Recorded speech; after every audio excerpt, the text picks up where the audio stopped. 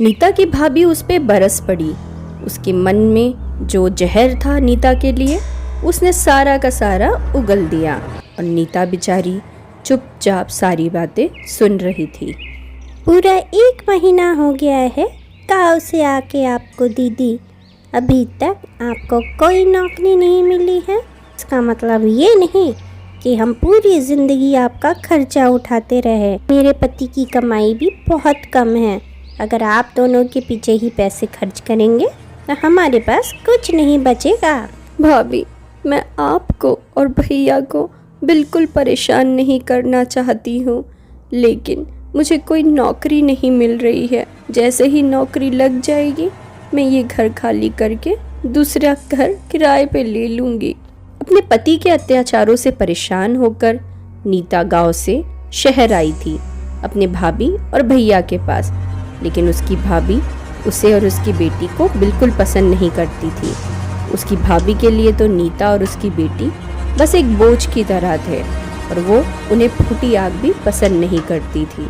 जी, मैं कह देती हूँ, अगर आपने अपनी बहन का बोरिया बिस्तर बांध के नहीं भिजवाया तो मैं अपनी माई के चली जाऊंगी। समझ लेना, आखिरी बार बता रही हूँ। सरिता, वो कहाँ जाएगी? माँ बाप तो रहे नहीं हमारे, ये घर उसका भी तो है। लेकिन तुम चिंता मत करो, मैं कुछ इंतज़ाम करता हूँ। उसकी नौकरी लगवा दूंगा कहीं पे। कोशिश तो मैं भी कर रहा हूँ। जो करना है करो, लेकिन उसे यहाँ से भगाओ। सब्जी ले लो, ताजी ताजी सब्जी ले लो। नीता की भाभी सरिता पूरा दिन घर का सारा काम उससे करवाती और खाने के लिए भी बहुत कम खाना देती, जिसमें दोनों माँ बेटी का पेट भी नहीं भर पाता। पति के अत्याचारों से क्या कम परेशान थी, जो यहाँ उसकी भाभी भी उससे परेशान करने में कोई कसर नहीं छोड़ती।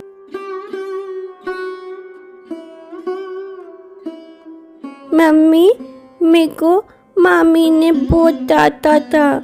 मैंने खाना मांगा ना, उन्होंने बोला जाके अपनी माँ से मांग ले। छोटी सी बच्ची के मुंह से ऐसी बातें सुनकर फूट कर नीता रो पड़ती है। मम्मी, क्यों लो लियो? मत लो ना, मैं कभी खाना नहीं मांगूंगी, मैं कभी टंग नहीं करूंगी। बस बहुत हुआ, अब मैं और बर्दाश्त नहीं कर सकती। मैं कल ही जाऊंगी और एक नया काम ढूंढ कर आऊंगी पिंकी बिटिया, और हमें कभी भूखा भी नहीं रहना पड़ेगा। अली वाह, फिर तो मुझे अपने पसंद की छाली चीजें खाने के लिए मिलेगी ना मम्मी। अपनी बेटी की बातें सुनकर उसके चेहरे पे मुस्कान आ जाती है, लेकिन नीता ने भी ठान लिया था अब चाहे जो हो जाए वो नया काम तलाश करके ही रहेगी अपने लिए। भाभी, मैं काम की तलाश में बाहर जा रही हूँ।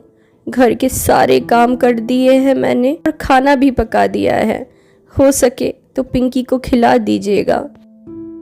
चलो, ये ठीक हुआ।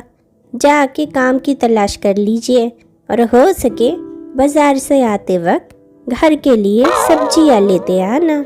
ठीक है भाभी, मैं आते हुए सब्जियां ले आऊंगी। और वो काम की तलाश में निकल पड़ती है। हे भगवान, इसे नौकरी दिलवा दो, कम से कम हमारा बोझ तो कम हो जाएगा। अब शाम हो चली थी। नीता एक दुकान से दूसरी दुकान काम मांगती, पर उसे कहीं भी काम नहीं मिल पा रहा था। तभी उसे रास्ते में अपने सामने एक बूढ़ी माँ जी रोती हुई दिखाई पड़ती है।